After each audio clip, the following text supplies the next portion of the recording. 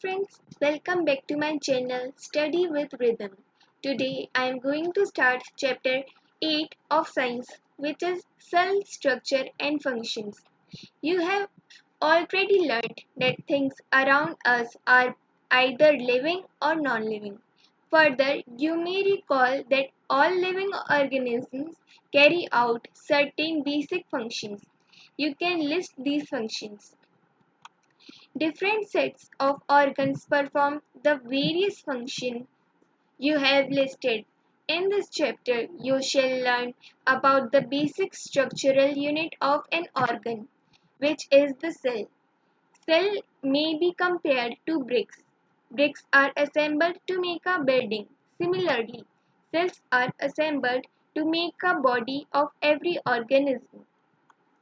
Now we are going to start our first topic, which is discovery of cell. Robert Hooke in 1665 observed slices of cork under a simple magnifying device. Cork is a part of the bark of a tree. He took thin slices of cork and observed them under a microscope. He noticed partition boxes or compartments in the cork slice. These boxes appeared like a honeycomb. He also noticed that one box was separated from the other by a wall or partition. Hooke coined the term cell for each box. What Hooke observed as boxes of cell in the cork were actually dead cells. Cell of living organism could be observed only after the discovery of improved microscopes.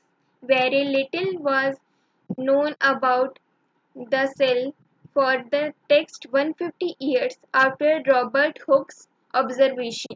Today we know a lot about cell structure and its functions because of improved microscopes having high magnification. The cell. Both bricks in a building and cells in the living organism are basic structural units. The buildings so built are similar. Bricks have different designs, shapes, and size. Similarly, in the living world, organisms differ from one another, but all are made up of cells. Cells in the living organism are complex living structures, unlike non-living bricks. The egg of a hen represents a single cell and is big enough to be seen by our eyes. Now we are going to start the third topic, which is organisms show variety in cell number, shape, and size. How do scientists observe the study of living cell? They use microscope which magnify objects. Stain are under to color part of the cell to study the detailed structure. There are millions of living organisms. They are of different shapes and sizes. There are also vary in shape, size and number of cells. Let us study about some of them. Number of cells. You can you guess the number of cells in a tall tree or a huge animal like elephant? The number runs into billions and trillions. Human body has trillions of cells which vary in shape and size. Different group of cells perform a variety of functions. Organisms made of more than one cell are called multicellular. The word multi means many and cellular means cell. The number of cells being less in smaller organisms does not in any way affect the functioning of the organism. You will be surprised to know that all organisms with billion of cells begins life as a single cell, which is fertilized egg.